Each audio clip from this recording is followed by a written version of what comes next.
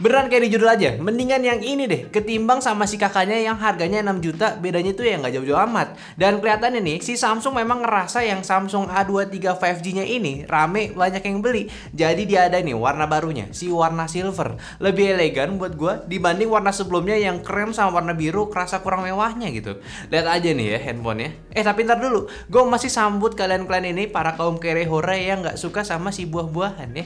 Halo semua, selamat datang di channel Nyantai dengan gue Ali, dan di channel ini suka bahas teknologi yang masih fresh. So kalau kalian suka dan tertarik ya dengan pembahasan racun dari kita, ya silakan aja dulu subscribe ke channel ini. Dan pastinya juga kalau kalian nggak suka dengan pembahasan biasa, cek aja short kita. Mayan bisa bikin kalian emosi loh. Cuma yang paling penting, gue minta kontribusinya juga dengan cara komen di video kali ini, dan kita diskusin masalah-masalah tentang handphone ini. Oke, so Samsung A23 5G. Kita lihat dulu aja masa hidupnya si handphone ini. Pertama, ini handphone rilis jadi kelas menengah yang awalnya itu cuma punya konektivitas di 4G dengan chipset Snapdragon 680. Terus upgrade jadi ada pilihan 5G-nya ya, ada 2 bulanan lalu rilis dengan menggunakan Snapdragon 695, dan sekarang lagi rilis kembali dengan opsi warna yang lebih fresh dan lebih elegan di harga yang sama, serta bukti antusias kalian nih sama seri handphone yang ini cuy. Ini tinggi banget kayaknya antusiasnya. Ya sebenarnya sih bikin kesal aja sih sebenarnya. Lu udah beli warna yang awalnya tiba-tiba warna yang lebih bagus keluar gitu. Ya enggak ya? Ada nyesel nggak nih tiba-tiba Samsung keluarin warna yang ini telat gitu. Terus kenapa gue demen banget sama handphone ini? Simpel aja, karena ini udah pakai Snapdragon 695 cuy. Ya walaupun di video sebelumnya gue bilang gue kurang suka sama chipsetnya, tapi dibanding 2 generasi ke atasnya ya yang pakai chipsetnya sendiri ya, perbandingan performanya itu nggak jauh cuy kalau lu lihat di internet. Ya memang ada beberapa hal yang mungkin lu belum dapetin dari kompetitor Android lainnya, tapi buat lu nih Samsung fanboy yang harganya budget ya, ini harusnya sih worth it ya. Performa gamingnya buat di handphone kasual ini juga masih mumpuni kok. Kayak di Mobile Legends, dapat defaultnya itu di rata kanan, bisa dapat di 60 fps, mentoknya nggak ngedrop juga. Terus buat dipakai main 15 menitan ini juga aman dari segi suhu dan juga baterainya. Suhunya itu cuma 40 derajat di area SoC-nya, dan baterainya cuma turun 4% doang. Ini mantep nih. Kalau game PUBG dapat default HDI. Terus kalau settingan rata kanan ini mentok di frame rate cap-nya yaitu di 30 fps-an. Jadi kalau mau main lebih enak sih ya, pilih settingan smoothness ultranya aja, yang mana bisa dapat rata di 40 fps. Terus gyroskopnya pun juga hardware jadi responsif pula. Sedangkan untuk suhu buat main 15 menit itu cuma nyentuh di 40 derajat Celcius di area SoC-nya, serta penggunaan baterainya cuma makan 3% doang. Irit banget cuy. Selanjutnya Apex ya. Defaultnya dapat di normal grafisnya dan juga refresh rate-nya. Kalau di gas rata kanan itu dapat rata-rata di 35 sampai 40 fps-an ya. Itu udah aman banget. Sedangkan kalau mau dapetin FPS lebih tinggi, tinggal setting di smooth grafis dan juga refresh rate yang very high aja. Bisa dapat gameplay di 50 fps-an. Suhu penggunaan selama 15 menit dapat nyentuh di 41 derajat. Sedangkan kalau baterainya ini tergolong irit, makan cuma 4% doang. Wild Rift defaultnya dapat di settingan medium 60 fps. Di settingan rata kanannya pun juga masih dapat FPS rata-ratanya 60 fps. Udah aman lah untuk game yang satu ini. Terus kalau buat dipakai 15 menitan cuma main game ini, turun 5% doang ya, dengan suhu yang lebih adem yaitu di sekitaran 30 derajat Celciusan. 39 derajat Celciusan untuk di area SoC-nya. Terakhir Genshin Impact, defaultnya itu dapat settingan low 30 fps. Kalau di set ke rata kanan, performanya itu cuma dapat di 22 fps maksimalnya. Sedangkan kalau main di smoothness-nya itu bisa dapat di angka 41 fps tertingginya. Cuma sih ya saran kita nih, kalau mau main paling bener ya itu di defaultnya aja lah. Karena setelah pengetesan, defaultnya itu paling stabil buat di game ini. Kalau di rata kanan ya gamenya sih udah payah, lag boy ya. Kalau mau cari handphone buat ngegame sebenarnya kita rasa nggak salah sih untuk beli handphone ini. Kelebihannya satu nih, ini handphone walaupun udah anget, FPS-nya tuh nggak turun gitu. Mungkin pengaruh dari game pluginnya yang nggak limit performanya dari handphone ini. Ya walaupun panas ya, jadi enak gitu. Buat layarnya pun juga lumayan gede sih. Kualitas layarnya juga lumayan, feel gaming di handphone ini pun ya asik lah.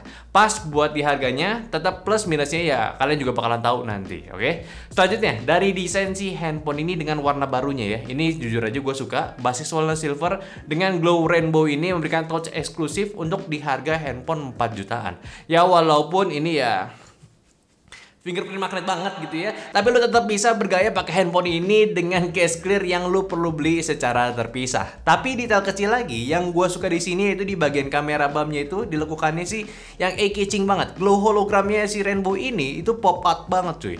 Secara basic handphone ini sama aja kayak Samsung A23 5G sebelumnya. Model handphone yang 6,5 inci dengan tombol power yang rangkap jadi fingerprint scanner, serta masih ada jack audionya, dan juga untuk SIM tray-nya ini nggak hybrid. Digenggam masih asik ya, karena body curve-nya juga dengan berat handphone ini ringan, nggak sampai 200 gram. Kalau buat display cuma satu aja minusnya, masih ada dagu yang cukup tebal di bagian bawahnya, sedangkan untuk kamera depannya ini bentuknya water drop ya. Cuma kalau speknya ini handphonenya masih pakai panel PLS LCD, bukan AMOLED ya, dan itu pun di resolusi Full HD Plus dengan refresh rate di 120 Hz. Dan asiknya lagi, ini juga udah adaptif ya, nggak stuck di 120 Hz aja biar irit baterainya. Ya dengan spek seperti ini sih sebenarnya gua nggak ada masalah, apalagi dari brand Samsung ya yang masih belum memberikan spek AMOLED untuk di handphone kelasan ini. Ya kalian paham juga kelasan Samsung juga gitu kayak gimana ya. Setidaknya untuk standarnya handphone sendiri, panelnya ini udah cukup bagus kok. Ditambah untuk speakernya yang walaupun belum stereo, ini udah punya kualitas yang bagus. Volumenya kenceng dan detailnya tuh nggak berantakan. Ya nggak kayak handphone lainnya sih, ini udah standarnya oke punya loh.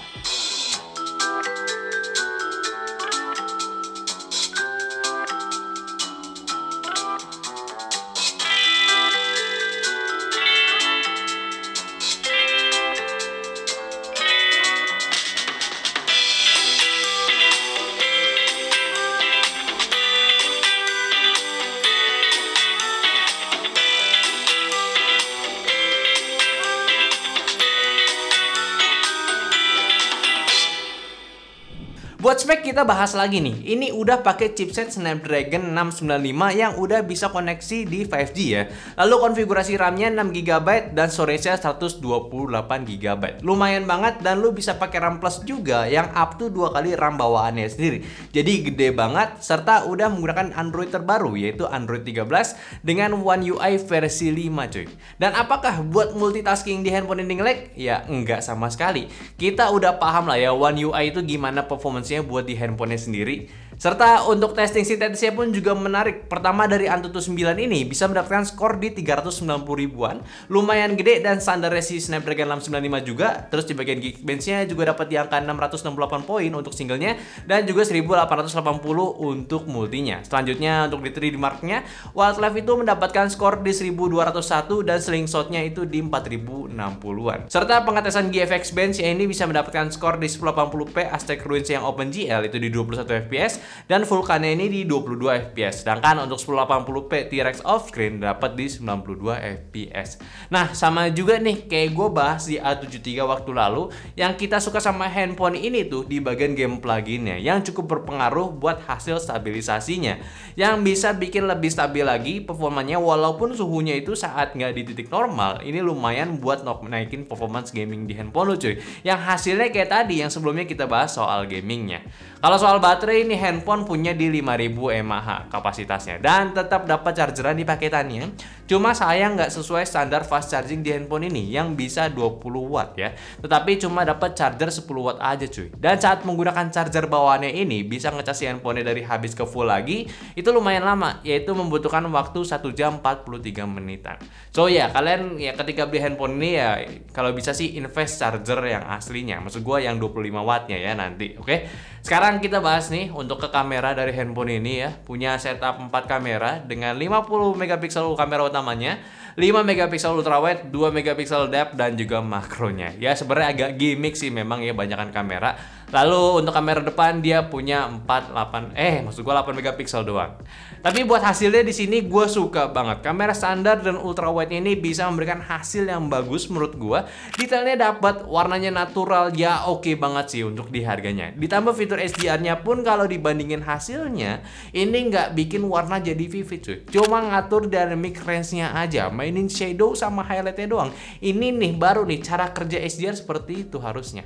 Cuma kalau di mode malam, ya memang kameranya ini nggak sebagus dibanding kompetitor yang bisa di mode malamnya. Walaupun mode standar ataupun night mode-nya warnanya itu tetap kurang bagus, banyak noise-nya, detail pun berkurang cuy. Di foto mode portrait-nya ya ini sebenarnya udah cukup bagus processing-nya. Pengenalan objek juga udah rapi dengan outline body yang nggak miss untuk bokeh-bokehnya. Lalu kamera depannya juga masih asik, ada mode wide-nya biar lebih enak buat foto bareng teman, dan hasilnya pun gue masih suka untuk kameranya. Sama kalau Kalau ngomongin soal foto makro, ya TTA lah ya. Fungsinya ada di kamera itu buat apa ya guys ya. Kalau soal video, jujur nih, gue nggak bisa ngasih rating yang oke untuk di kameranya. Dan agak sedikit kecewa untuk video Full HD di handphone ini. Yang gue rasa terbaiknya di handphone ini rekam tuh pakai kamera standarnya aja yang menggunakan tripod dah gitu ya. Itu yang paling oke. Sisanya gue rasa perlu diperbarui lagi dari segi softwarenya ya, terutama di bagian stabilizernya yang terlalu wobbling sama jitter nih saat perekamannya. Serta kalau direkam menggunakan ultrawide-nya, kondisi siang hari aja itu udah muncul noise ya. Jadi nggak rekomen nih buat rekam pakai ultrawide-nya, serta di mode malamnya better kalau lu butuh banget ya pakai kamera standarnya lagi dan juga pakai tripod pula biar nggak geter-geter hasilnya. Ya berarti kurang oke lah ya si handphone itu kalau dipakai jalan gitu. Tapi menariknya untuk mic kameranya ini ya, gue suka suaranya jelas dan bisa ngebagi mana suara kita sama suara ambience lainnya.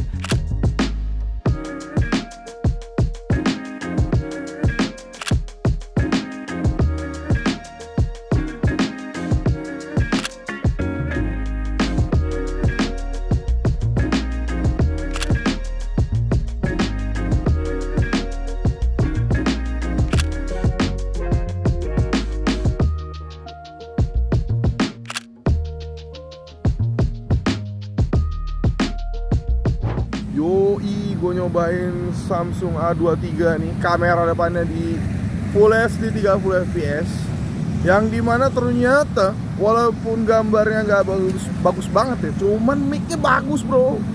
Ya ini sih kalau lu mau coba buat kasih report atau kasih quick news ya di grup-grup lu, di grup julid lu, terserah di mana. Ya lumayan lah. Nah, ini gue coba backlight nih, coba nih gue taruh ini buat penutupan, mantap.